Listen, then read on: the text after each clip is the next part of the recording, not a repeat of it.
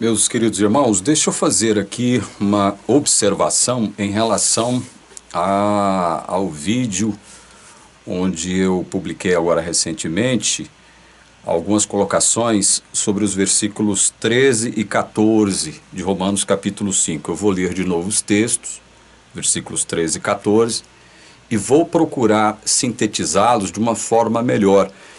Porque eu já recebi duas observações de irmãos aqui dizendo que não entenderam muito bem a minha explicação. Realmente não é fácil.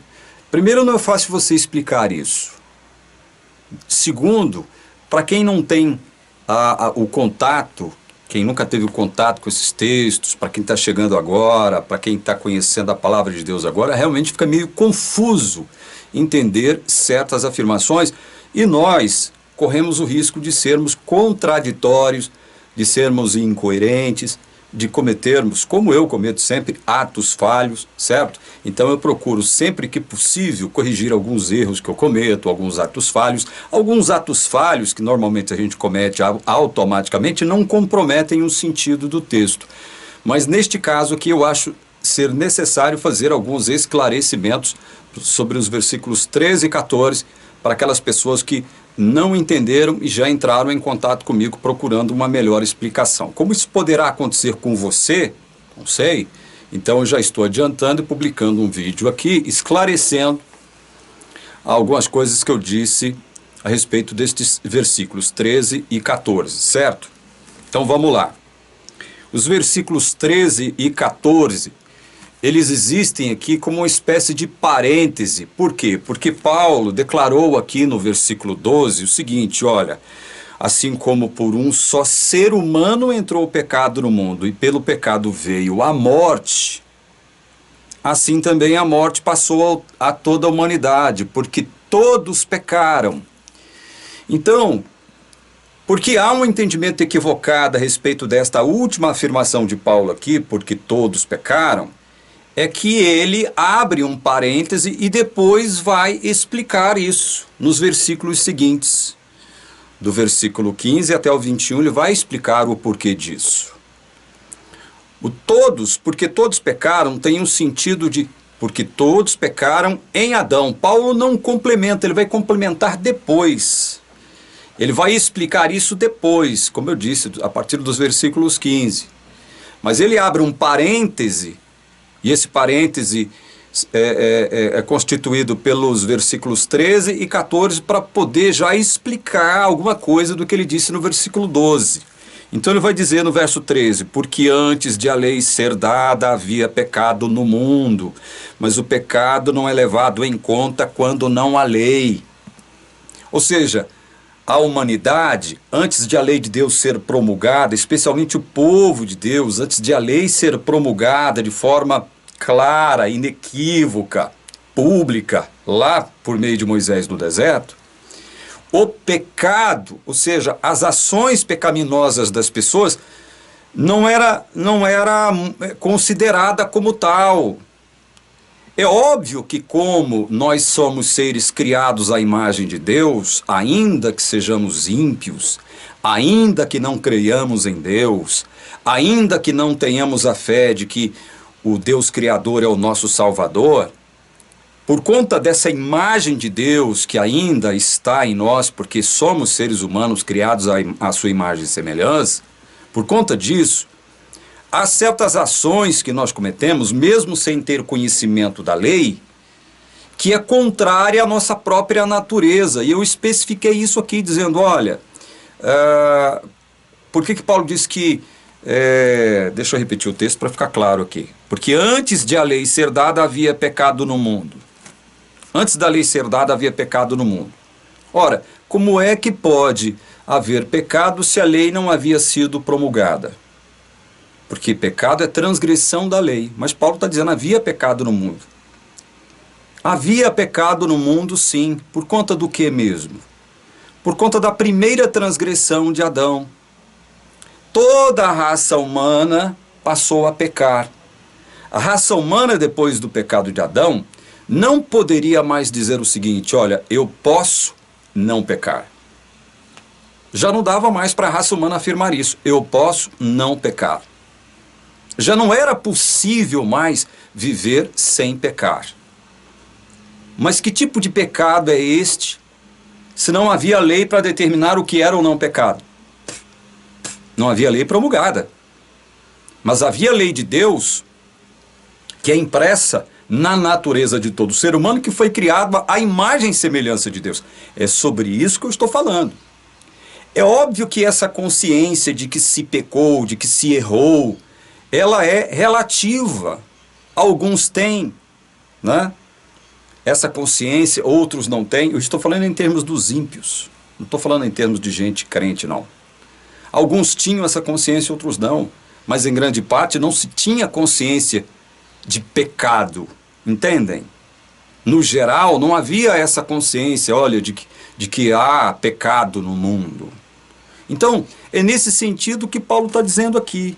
Porque antes de a lei ser dada, havia pecado no mundo. Mas o pecado não é levado em conta quando não há lei. Então, porque um dos motivos pelos quais Deus promulga de forma pública a sua lei, torna clara a sua lei, primeiro é para expressar de modo claro e inequívoco a sua vontade. A vontade que deveria orientar a vida dos seus filhos. Deus então promulga a lei para mostrar a eles que eles estavam numa condição de pecado, mesmo antes dessa lei ter sido promulgada, por conta do pecado de Adão. Tudo aqui neste trecho tem a ver com o pecado de Adão. Aliás, tudo o que Paulo havia escrito antes, aqui em Romanos, nos capítulos 1, 2, 3, 4 e até o versículo 11 do capítulo 5. Tudo tem a ver com o pecado de Adão. Entende? Então ele queria deixar isto claro. Paulo queria deixar isto claro para os romanos. Olha, tudo tem a ver com o primeiro pecado, o pecado de Adão. Certo? E aí ele vai dizer aqui, olha, no verso 14. No entanto, a morte reinou desde Adão até Moisés. Mesmo não havendo lei para definir o que era pecado, de modo pontual, a morte reinou desde Adão até Moisés, porque foi em Moisés que a lei foi promulgada. Mesmo não tendo sido promulgada até lá, a morte reinava. A morte é o salário do pecado, e pecado é transgressão da lei. Estão entendendo? Muito embora não houvesse lei, havia a lei de Deus impressa de modo natural em todo o ser humano. Certo? E isto, evidentemente, esta coisa do pecado, né? Haver pecado sem uma lei clara, né? Uma constituição legal clara e publicada, ela só existia, essa condição de pecado, por conta do pecado de Adão. E por conta do pecado de Adão, a morte reinou. Ela imperou no mundo. Justamente porque por conta do pecado de Adão. Então Deus tinha que promulgar a sua lei para que o povo, o seu povo, levasse o pecado em consideração, levasse em conta o pecado. Para que eles soubessem em que condição eles estavam diante de Deus. O povo precisava receber esse choque negativo a respeito de sua real condição. Então Paulo quer dizer, é isso que ele quer dizer. Olha, no entanto, a morte reinou desde Adão até Moisés, mesmo sobre aqueles que não pecaram à semelhança da transgressão de Adão. Não pecaram como Adão, mas foram acometidos pela morte. Como foram acometidos pela morte se não pecaram à semelhança do pecado de Adão? Como eles foram acometidos pela morte? É porque, mesmo sobre esses que não pecaram à semelhança do pecado de Adão, eles eram pecadores, primeiro por conta do pecado de Adão.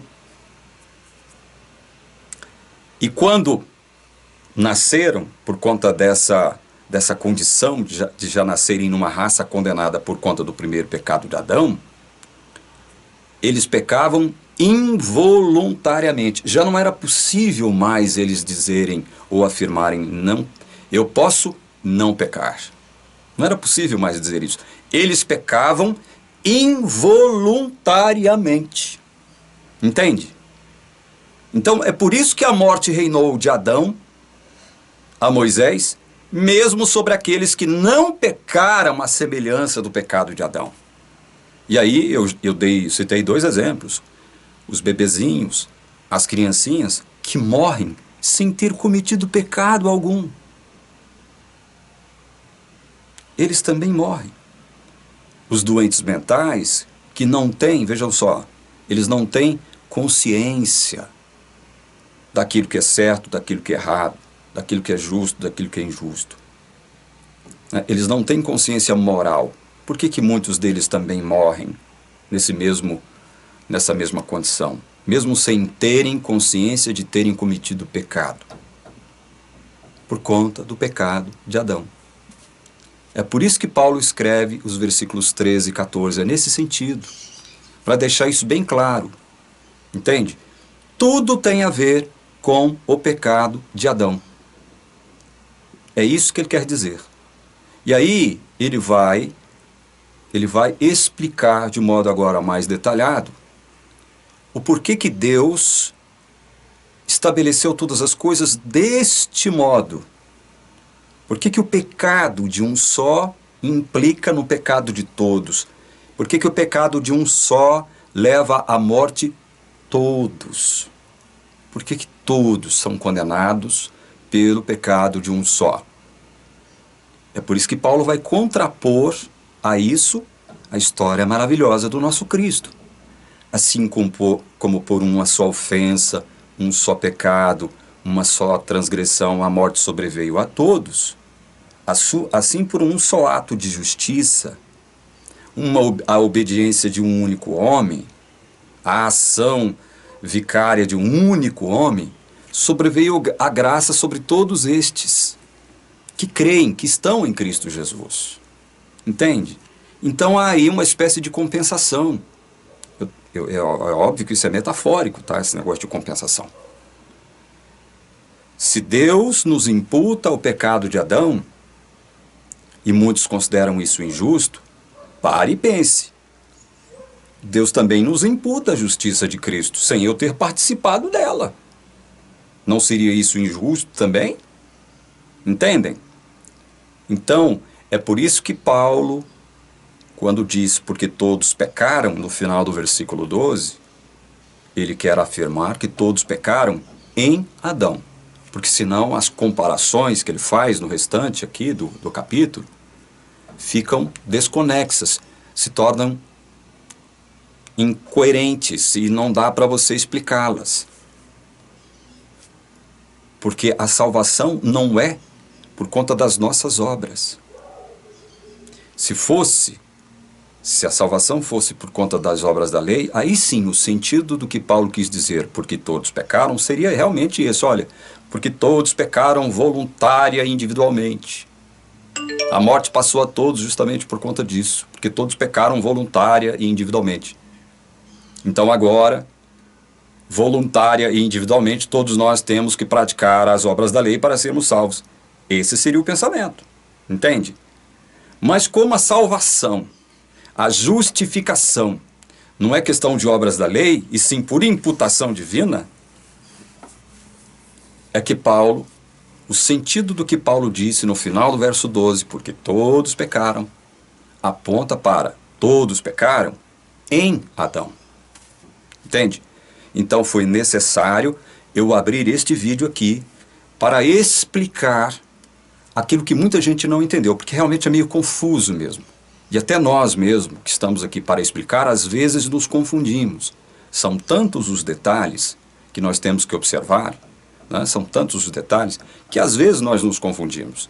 Às vezes nós não explicamos muito bem explicado. Às vezes nós nos comunicamos mal, né? Isso acontece, isso é normal, isso é natural. Mas eu espero que a partir desta explicação aqui, aqueles que tiveram dúvidas a respeito do que eu disse, possam sanar todas essas dúvidas. E é para isso que nós estamos aqui. É para tornar clara as coisas. É para tornar claro o sentido da palavra de Deus. Que Deus te abençoe, em nome de Jesus. Amém.